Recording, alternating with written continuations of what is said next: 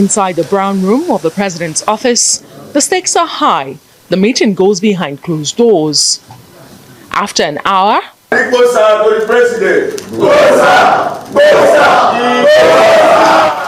the mood in the room was any indication, an agreement had been reached. We're happy to announce today that both the federal government and the organized labor have agreed on an increase on the 62,000 naira minimum wage. The new national minimum wage that we expect Mr. President to submit to the National Assembly for legislation is 70,000 naira. Today, I'm going to talk about the minimum wage bill that Nigeria is going to transmit to the Senate for them to pass it into law.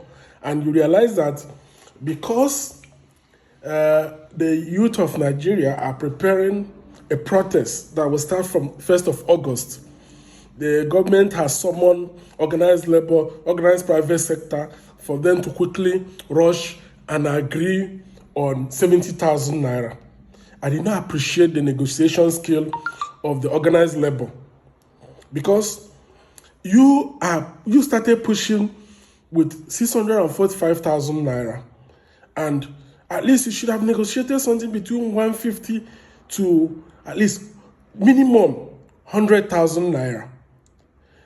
You realize that that money, the 70,000 agreed upon, will not be even able to buy a bag of rice for a family. So somebody worked for 20 good days in the month and is only able to come home with a salary which will be taxed, and after tax, it cannot even buy a bag of rice. I'm not talking of the other ingredients you need to cook the rice. I'm not talking of your transport. I'm not talking about your transport, the transport for your children to school. And you are so happy singing praises to the president for agreeing on 70,000. The organized labor negotiation skills is whack. You disappointed Nigerians big time. You disappointed Nigerians big time. And the Nigerian government and the civil servants are not productive. They are not productive. So they go to the office, spend 1 hour, gossip in the morning, and sign in and gossip. After gossiping, they leave the office. And they come back 1 hour before closing time to come and sign out. And they will say they've gone to work at the end of the month. I don't blame them because the salaries are not encouraging and they are also not productive. I think our leaders don't have vision. If our leaders have vision, they will encourage productivity. They will make policies that will attract foreign direct investment. Even the local investors are stifled by too many tasks to pay. And these things has made us unproductive. And I cannot blame the civil servant. I blame those who are supposed to see that policies are made to attract foreign investors, policies are made to protect local investors, and factories and production factories and other sectors that are supposed to boom the economy are harnessed. Especially we depend on oil. How are you protecting the oil pipelines? What measures are you using? They are still bunkering and everything. So these things has made us unproductive. And even when we make the money from the little resources we have, people loot the money and use it to go and invest in foreign countries where the money will not be traced to them. These are the things affecting us. Now, I'm going to compare the minimum wage we have now, which in my own analysis or my own calculation is less than or within $47 a month, the minimum wage. So if you are earning minimum wage in Nigeria, your salary is not even up to $50 a month. And what can you buy with it? I want to show you now some countries in Africa. I think Nigeria earn the lowest minimum wage. I want to compare it to some countries in Africa for you to understand what I mean. Now, these countries in Africa, I'm going to put their minimum wage on dollar rates so that you will be able to appreciate it to compare with what we have now. Example, country like Cote d'Ivoire, Ivory Coast. The minimum wage there in dollar value is $125 a month. Togo, Togo, close to us here, their minimum wage is $87. Benin Republic, our neighboring country, their minimum wage is $86.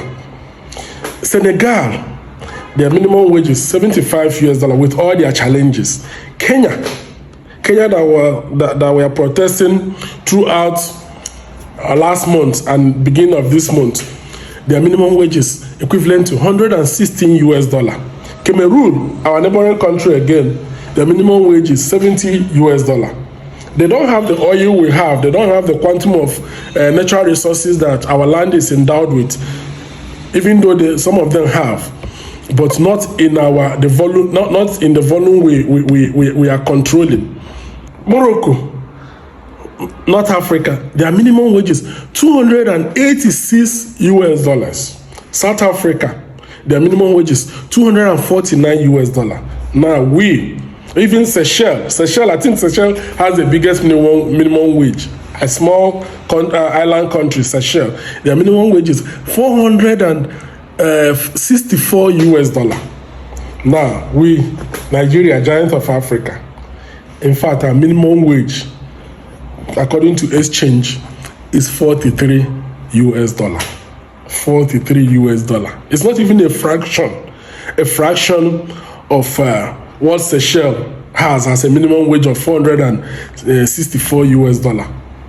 So how can we maintain the status quo and then be able to make the economy viable?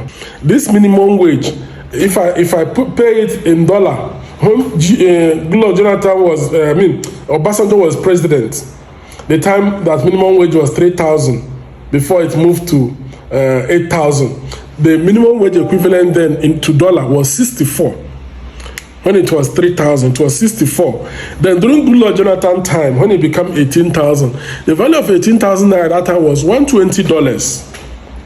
Then Buhari, who came to crash our economy, under him, when the minimum wage became 30,000, the value of 30,000 was $60. Now, 2024, when Tinubu came to rule, because he said it's his turn to rule, the minimum wage, even though it has been pushed to 70,000 naira, the value of that is less than $43 or $43. So how do we get where we are? From $64 per month to $120 to $60 to $43 or 42 point something. We are just retrogressing. Our currency has become like a tissue paper. It doesn't hold any value again. I think Nigerian currency is probably the worst currency you can think about now. How did we get here? Nigeria has educated people all over the world doing great things, and back home we have people who are dumb people who don't have vision, who feel it's their turn to rule, and they are ruling us, crashing everything. If you criticize them, you become a victim of circumstance. You'll be eliminated. Look at what happened to Senator Alin Dume, the chief whip. Because he criticized APC government, he's been demoted. He's been released as the chief whip, and even almost faced sanction. They almost punish him for speaking his mind. So in Nigeria, we are not allowed to speak our mind again. When you speak your mind, they will come after you. Can we grow a nation like this? Let's get into this. Let me hear your thoughts. Thank you. Have a great day.